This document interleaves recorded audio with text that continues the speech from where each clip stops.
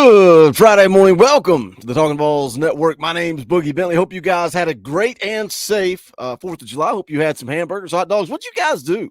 Jump in the comment section. Let me know right out of the gate. What was on the menu for the 4th of July? Did you have burgers, hot dogs? Hope you had a nice cold beer. Hope you came out of the holiday with all of your fingers intact. Shout out to all of you guys that were hanging out on Tuesday night for the NCAA stream. But I want to talk a little recruiting. We talk all the time about the importance of stacking recruiting classes. And yeah, you can sign a 5-star quarterback, but you got to sign that guy every single cycle. That's how you add depth. That's how you build a roster. That's how you really close the talent gap, right? Between Tennessee and the Alabamas and the Georgias and the Ohio States. You got to continue to do it cycle after cycle. And we've talked a lot about what Rodney Garner has done with the defensive line. We've talked about the quarterback room.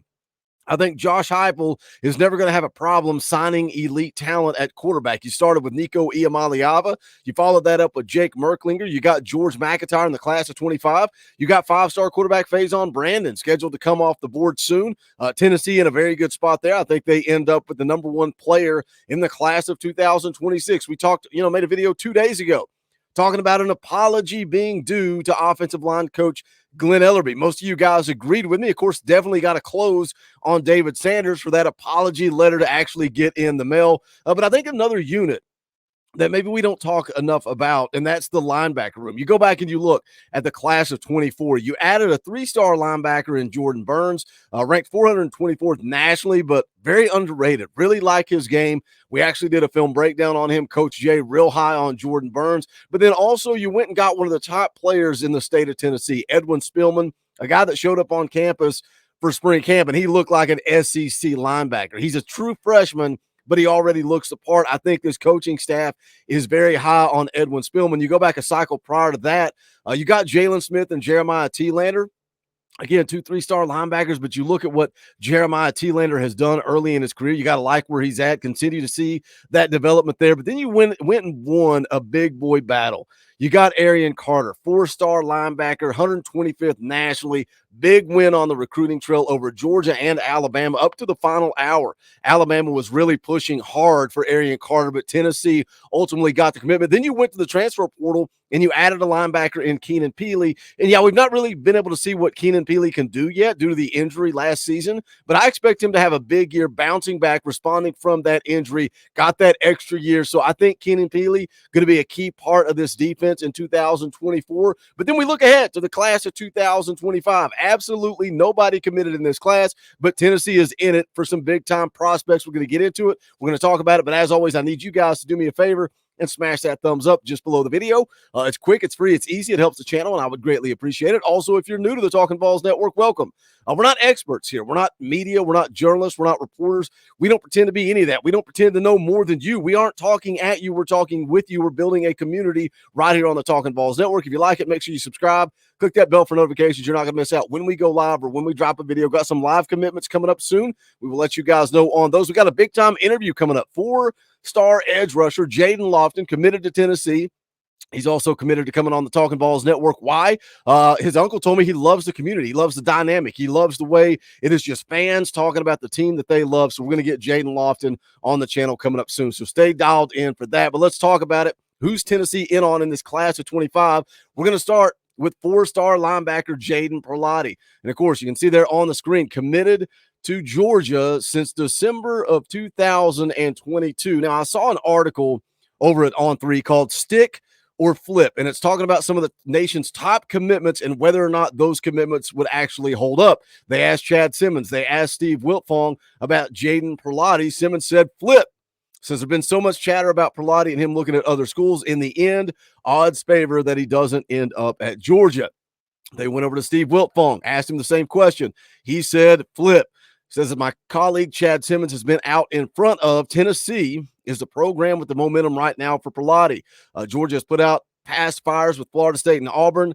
Now, not sure they can do that with Tennessee. So Chad Simmons, Steve Wiltfong, both predicting Jaden Perlotti to flip, and this is not news to us. We've been talking about it for weeks, that we like where Tennessee is at with this thing and don't expect a commitment to Georgia to actually stick. We could go through the scouting report. Says has a game tailor-made for the next level because of his versatility. Keep that word in mind, versatility. Shows off a rare combination of size, compete level, and athleticism. Can line up at about 3 to 4 different spots. Projectable frame at 6'3.5", 210 pounds, plays both linebacker and safety, has exceptional lateral movement. Says he can drop and cover, plays with consistent motor, routinely covers wide receivers downfield in 7 versus 7, and is comfortable playing in space. I like that. I feel like some of the linebackers we've had in previous years felt like they were good in the run game. Jeremy Banks comes to mind. Even Aaron Beasley, Elijah Herring, very good in the run game. But when you have to drop back into coverage, I feel like they lacked a little there. So it's good to see that versatility and being comfortable playing in space. I think that's how you close the gap and get to that next level on defense. It starts up front. I think Rodney Garner is doing a great job there. And I think we're starting to see this linebacker room turn around.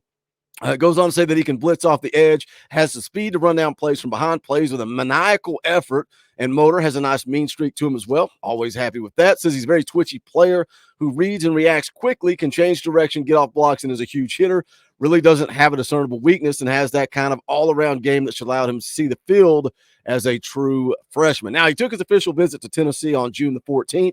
After that visit, Chad Simmons put out that Jaden Perlotte is committed to Georgia, but that commitment has been shaky for some time. At different times, different schools have been viewed as the biggest competition to the Bulldogs, but coming out of the weekend, Tennessee is that school. Auburn, Florida State, and a few others have been in that position, but the Vols are trending.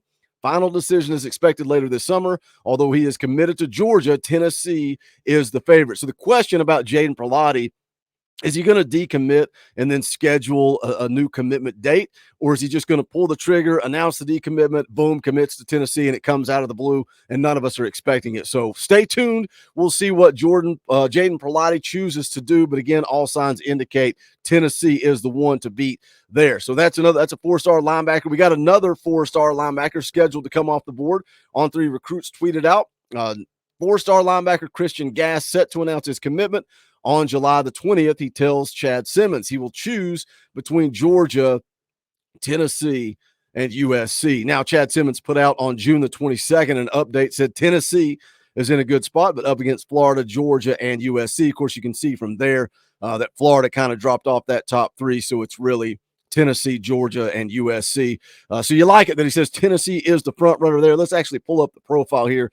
You can see where Christian Gass actually ranks as well. Listed as a 4-star linebacker. Again, just inside that top on 300. That's huge, man. That's huge. You're not always going to get a guy in the top 50. You're always not going to get a top 10 player. But if you can continue to recruit and get commitments from guys inside the on 300, that is how you close the gap. Look, 5 stars don't grow on trees. You don't have a whole bunch of them out there to choose from. You got a lot of elite programs. And I think truly that NIL is kind of bringing parity to college football, because you're going to sprinkle the 5 stars across several different teams. When would Missouri sign one of the top players in the country? That's not happening without NIL and their laws in the state of Missouri that allow them to pay him while in high school. I think we're actually seeing some parity here. So if you can continue to get your fair share, as Austin Price says, and then stack up your class with guys inside the top 300, I don't think you're going to be disappointed. There's no scouting report out there on Christian Gass, but this is from 247 Sports. Says he also runs track, posted an 11.55 in the 100-meter,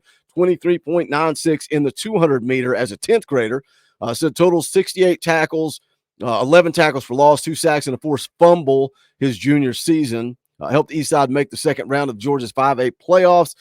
Atlanta Journal-Constitution honorable mention. Now, VolQuest's latest update said this is a Tennessee-Georgia battle. Says the Vols had the momentum coming out of June, still in a good position heading into the decision. Now, something worth mentioning, said Georgia wants Christian Gass. They are focusing on him. They are pushing hard, trying to get him committed going down to the wire. So we'll see what happens. Took all of his officials to his final 3, but also had Florida and Kentucky in there. Tennessee got the last visit. Now, coming off that visit, said it was a great visit. He said it was the first time that I really got to experience this, because the first visit was junior day. He said there was a lot of guys, but this time I got more in-depth with academics, learning the defensive scheme, hanging around the coaches, just getting the feeling of each coach, the new coaches, and the ones that have been here for a while, and how they would utilize me. He said just knowing that I could play inside or outside backer, that was a big deal for me. Something that I was reading in a 247 Sports article said that Tennessee was originally recruiting him to be an edge rusher, but now they like his game on the inside, so he could be an inside backer, could be an edge rusher. But again, as we mentioned with Jaden Perlotti, versatility, a guy that can play multiple positions. Another quote from him said, honestly, you've got teams like Georgia who their inside backer rushes and stuff like that. He said with Tennessee, their inside backer does the same thing, but I could play edge too. It's just a lot that I could do, of course.